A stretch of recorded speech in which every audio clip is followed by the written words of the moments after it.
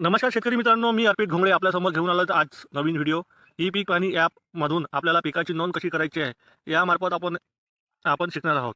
तर चला, आपल्या मोबाईलमधील प्ले स्टोअर ॲप आपण डाउनलोड करायचं आहे. प्ले स्टोअर डाउनलोड केल्यानंतर सर्च बॉक्समध्ये ई पीक पाहणी ॲप सर्च करायचं आहे आपल्याला. त्यानंतर सर्च केल्यानंतर इथे आल्यानंतर ओपन करायचं आपल्याला. ओपन केल्यानंतर जी जी माहिती आहे ती आपल्याला पुढे प्रदर्शित करायची आहे.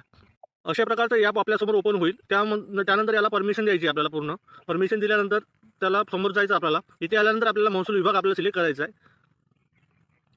महसूल क्षेत्र आपण सिलेक्ट केल्यानंतर इथे शेतकरी म्हणून लॉग इन करायचे आपल्याला. इथे आपला मोबाईल नंबर आपल्याला टाईप करायचा आहे. मोबाईल नंबर टाईप केल्यानंतर संकेतांक पाठवा यावर क्लिक करायचं आहे. त्यानंतर आपल्याला एक मेसेज येईल, तो आपण इथे 4 अंकी संकेतांक नंबर आपल्याला टाकायचा आहे. आपला संकेतांक क्रमांक हा आपल्या मेसेज बॉक्समध्ये येतो, तो इथे टाईप करायचा आपल्याला. त्यानंतर लॉग इन करायचं आहे. लॉग इन केल्यानंतर इथे खातेदाराचे नाव असा ऑप्शन येईल. जर ज्यांना खातेदार नवीन नोंदणी करायची आहे याच्यामध्ये, ते नवीन खातेदार नोंदणी करा या टॅबवर आपल्याला क्लिक करायचं आहे. त्यानंतर क्लिक केल्यानंतर इथे आपला विभाग येईल. त्यानंतर जिल्हा आपला, त्यानंतर तालुका इथे सिलेक्ट करायचा आपल्याला. तालुका सिलेक्ट केल्यानंतर आपल्या ज्या क्षेत्रामध्ये आपला मौजा आहे त्या क्षेत्र आपल्याला सिलेक्ट करायचं आहे. त्यानंतर असं क्लिक करायचं आहे. इथे इथे आपल्याला गट क्रमांक सिलेक्ट करून इथे आपला गट क्रमांक टाकायचा आहे. शोधा या बटनवर क्लिक करायचं आहे. अशा प्रकारचे खातेदार क्रमांक येईल, त्याच्यामध्ये शोध करायचा आपल्याला. नंतर याच्यामध्ये तुम्हाला जे खातेदाराचे नाव आहे ते आपल्याला इथे दिसणार आहेत. त्यानंतर आपल्याला इथे खालील खाते क्रमांक तपासा, आपला जो शेताचा खाते क्रमांक आहे तो इथे आपल्याला दिसेल.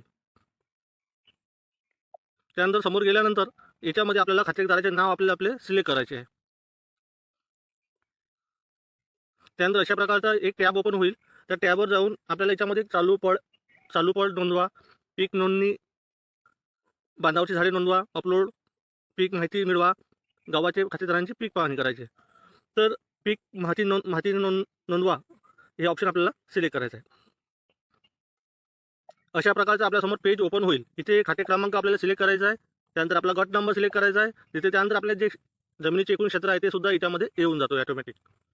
तर हंगाम आपलं सिलेक्ट करायचा आहे. जे पीक असेल तुमचं खरीप पीक असेल तर खरीप पीक, संपूर्ण वर्षाचं जे पीक असेल ते सुद्धा आपण याच्यामध्ये टाकू शकतो. पिकाचा वर्ग सिलेक्ट करायचा आपल्याला. आपलं जे पीक आहे, निर्भर पीक असेल, एक पीक असेल, मिश्र पीक असेल, पॉली हाऊस पीक असेल, शेडनेट हाऊस पीक असेल, ते सुद्धा आपण इथे सिलेक्ट करू शकतो. माझ्या शेतामध्ये संत्रा आहे, तर मी एक पीक सिलेक्ट करत आहे. याच्यामध्ये अजून एक ऑप्शन येईल, निर्भर पिकाचा प्रकार. तो पीक प्रकार ओळखायचा आपल्याला. आपला पीक कोणता आहे, पीक असेल तर पिकाचं, फळबाग असेल तर फळबाग सिलेक्ट करायचं आहे.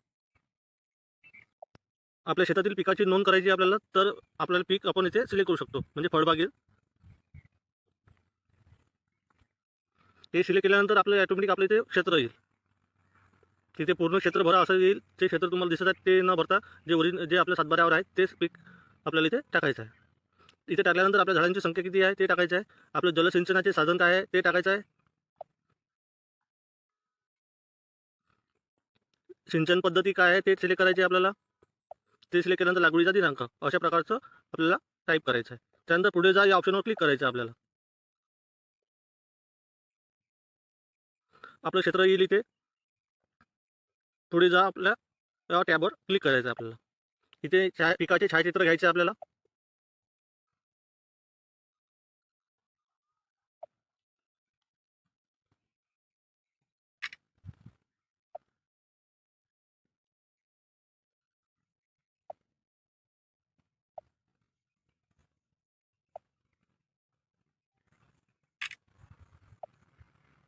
आणि इथे क्लिक करायचं आपल्याला. वरील माहिती आपल्याला तपासून घ्यायची अगोदर मित्रांनो. आपला मौजा बरोबर आहे, गट क्रमांक बरोबर आहे, हे सुद्धा आपण सिलेक्ट करायचं. आपण भरलेलं पीक ते सुद्धा आपण इथे सिलेक्ट करायचं आहे. त्यानंतर यामध्ये वरील प्रमाणे पिकांची माहिती योग्य व अचूक असल्याची मी घोषित करत आहे या टॅबवर क्लिक करायचं आपल्याला. त्यानंतर पुढे जा ऑप्शनवर क्लिक करायचं आपल्याला. पिकाची माहिती साठवली आहे आणि अपलोड झाली आहे यावर क्लिक केल्यानंतर अशा प्रकारचं मित्रांनो आपल्याला ही पीक पाहणी करायची आहे. तर काही अडचण आल्यास आपण माझ्या ऑनलाईन सेंटरला सुद्धा आपण भेट देऊ शकता.